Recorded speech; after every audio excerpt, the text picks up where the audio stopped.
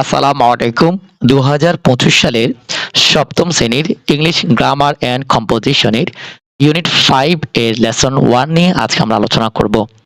Unit ৫ এর নাম হচ্ছে মোর অ্যাবাউট অ্যাডজেক্টিভ, অর্থাৎ অ্যাডজেক্টিভ অনেক আলোচনা। তার মধ্যে লেসন ১ এর নাম হচ্ছে ইন্ট্রোডিউসিং অ্যাডজেক্টিভ, অ্যাডজেক্টিভের পরিচিতি। এই যে দেখতে পাচ্ছ ৫০ নং পৃষ্ঠা। তো আমরা দেখাবো তোমাদেরকে ৫১ নং পৃষ্ঠা। এই যে মূল বইয়ের যে তোমাদের পৃষ্ঠার অর্থ সহ আজকে আমরা দেখাবো, দেখতে পাচ্ছি স্ক্রিনে। এরপর আছে ৫২ নং পৃষ্ঠা। চলো আমরা শুরু করি। তার আগে মূল বইয়ের text technique lesson ১ introducing adjective. এখানে অ্যাডজেক্টিভ শিখাবে দোষ, গুণ, অবস্থা, সংখ্যা, পরিমাণ, যেটা নাউন বা প্রোনাউনের প্রকাশ করবে। এই যে দেখতে, চলো আমরা শুরু করি। তো এখানে বলা হচ্ছে ইন্ট্রোডিউসিং অ্যাডজেক্টিভ অর্থাৎ বিশেষণ। অ্যাডজেক্টিভ মানে বিশেষণ, পরিচিতি। Read the words in italic in the following caption. নিচের ক্যাপশনে ইটালিক মানে যে বাঁকা ওয়ার্ডগুলো আছে, ইটালিক ওয়ার্ডগুলো পড়ো। এই যে দেখো এখানে লেখা আছে a good cricketer has to be physically fit. এই যে এখানে দেখো এ গোট এটা ইটালিক মানে বাঁকা।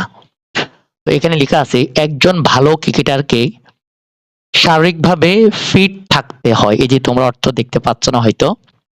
এই যে এখানে দেখো একজন ভালো ক্রিকেটারকে শারীরিকভাবে ফিট থাকতে হয়। এটি a good cricketer has to be physically fit. তো এই যে গুড এটা হচ্ছে অ্যাডজেক্টিভ। আসো আমরা পরের পৃষ্ঠা দেখি। এরপরে আসো our female cricketers brought some happy moment for the country. যে হ্যাপি শব্দটি বাঁকা আছে, ইটালিক আছে। তো এখানে অর্থ দেখো আমাদের নারী ক্রিকেটাররা দেশের জন্য কিছু আনন্দের মুহূর্ত নিয়ে এসেছে। আনন্দের মুহূর্ত, এই যে হ্যাপি মোমেন্ট, হ্যাপি এটা একটা অ্যাডজেক্টিভ। এরপরে আসো আমরা একটু পরে আলোচনা করবো অ্যাডজেক্টিভ নিয়ে। তার আগে যে তোরা ছবি দিয়ে দেখাচ্ছে আমরা সেটা পড়ে নিই। The formation of human national flag was a fine expression of our patriotic zeal. অর্থ দেখো এখানে বাক্য হচ্ছে ফাইন, FINE ফাইন বাঁকা আছে। মানুষের জাতীয় পতাকা গঠন ছিল আমাদের দেশপ্রেমিক উদ্যমের এক সূক্ষ্ম প্রকাশ। এই যে এখানে ফাইন মানে ভালো, ফাইন অর্থ কি ভালো। তো এটা একটা অ্যাডজেক্টিভ। চলো আমরা পরের পৃষ্ঠায় দেখি। এখানে দেখো বলা হয়েছে a stream in the hilly region is worth visiting. এখানে হিলি আছে, হিলি পার্বত্য অঞ্চলের একটি স্রোত দেখার মতো। এই যে পার্বত্য অঞ্চলে, রিজন এটা মানে অঞ্চল, আর হিলি মানে পার্বত্য, পাহাড়। এটা একটা অ্যাডজেক্টিভ। এখন আসা আমরা অ্যাডজেক্টিভ নিয়ে আলোচনা করব। What are the words in italic for, মানে বাঁকা শব্দের জন্য কি। এখানে বলা হচ্ছে what are the functions of this word, এই শব্দগুলোর কাজ কি। দেখো the words got, happy, fine and hilly modify the nouns after them, অর্থাৎ এই যে গোট, হ্যাপি, ফাইন, হিলি সবগুলো তাদের পরে বিশেষ্যগুলোকে পরিবর্তন করে। বিশেষ্য বলতে নাউন, এই যে নাউনকে মডিফাই করে। এখানে দেখো these words are to provide some information about nouns ইত্যাদি। ইত্যাদি এই শব্দগুলোর বিশেষ্য মানে নাউন সম্পর্কে কিছু তথ্য প্রদান করে, অর্থাৎ তারা বিশেষ্যের গুণগান বর্ণনা করে। যেমন state the quality of noun, তারা নাউনের গুণগান গেয়েছে। বন্ধুরা এখানে আসো, এখন ব্যাখ্যা আছে। তার আগে আমি তোমাদেরকে বলি অ্যাডজেক্টিভ হচ্ছে কোন নাউন বা প্রোনাউনের দোষ, গুণ, অবস্থা, সংখ্যা, পরিমাণ এগুলো যদি প্রকাশ করে সেটা অ্যাডজেক্টিভ। যেমন হিলি রিজন, রিজন এটা নাউন, এটা অঞ্চল। তাহলে কি পার্বত্য অঞ্চল, এই পার্বত্য এটা যেহেতু গুণ বোঝাচ্ছে বা একটা অবস্থান বোঝাচ্ছে, এটা অ্যাডজেক্টিভ। এরপরে আমি যদি আগের পৃষ্ঠা দেখাই, দেখো এই যে এখানে ফাইন এক্সপ্রেশন নাউন। তো ফাইন ভালো, এই জন্য নাউনের আগে অ্যাডজেক্টিভ বসে।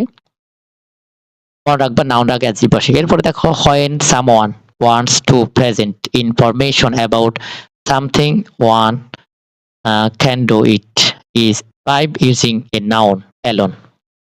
অর্থাৎ যখন কেউ কিছু সম্পর্কে তথ্য উপস্থাপন করতে চায় তখন একা একটি নাউন ব্যবহার করে তা করতে পারে noun alone, but one can use an adjective to modify or describe it in more detail.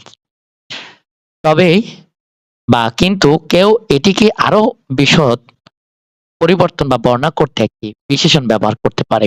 অর্থাৎ ধরো তুমি বলছো এই যে অঞ্চল রিজন, এখন তুমি অঞ্চল বা রিজন মানে অঞ্চল, এই অঞ্চলকে যদি আরো একটু বাড়াইতে চাও, একটু বর্ধিত করতে চাও, মানে পাহাড়ি অঞ্চল, সমুদ্র অঞ্চল, উঁচু অঞ্চল, এই যে তখন ওইটা হয়ে যাবে অ্যাডজেক্টিভ।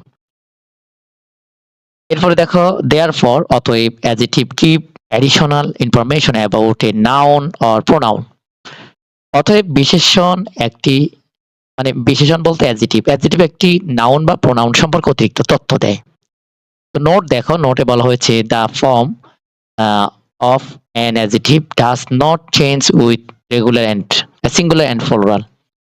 বলা হচ্ছে একটি অ্যাডজেক্টিভ এর রূপ এক বচন এবং বহু বচনের সাথে পরিবর্তন হয় না। অর্থাৎ অ্যাডজেক্টিভ এক বচন বহু বচন নাই, এটা সবসময় দোষ গুণ অবস্থা সংখ্যা হয় কার, নাউন বা প্রোনাউনের। নিচে দেখো আবার বলছি, অর্থাৎ আমরা জানি নাউন সিঙ্গুলার হয় প্লুরাল হয়, কিন্তু অ্যাডজেক্টিভ সিঙ্গুলার প্লুরাল হবে না, সেটা বোঝাচ্ছে। Identify adjective in the following phrases, বলা হচ্ছে নিম্নলিখিত ফ্রেজেস এর অ্যাডজেক্টিভ গুলো চিহ্নিত করো। মুনতাহা ইজ বেনিলস বেনিস বেস্ট ফ্রেন্ড, এই যে বেস্ট এটা একটা অ্যাডজেক্টিভ। এরপরে বেনি ইজ এ ব্রিলিয়ান্ট স্টুডেন্ট, এখানে অর্থ আছে দেখো। মুনতাহা বনির সবচেয়ে ভালো বন্ধু, বনি মেধাবী ছাত্রী, যে বনি ইজ এ ব্রিলিয়ান্ট স্টুডেন্ট, বনি মেধাবী ছাত্রী, যে ব্রিলিয়ান্ট এটা অ্যাডজেক্টিভ। অ্যাডজেক্টিভ স্টুডেন্ট এর আগে আছে স্টুডেন্ট নাউন, তো নাউনের কি বোঝাচ্ছে, গুণ বোঝাচ্ছে, ব্রিলিয়ান্ট, এর জন্য এটা adjective. she brought 3 books from মুনতাহা, সে মুনতাহার কাছ থেকে 3টি বই ধার নিয়েছিল।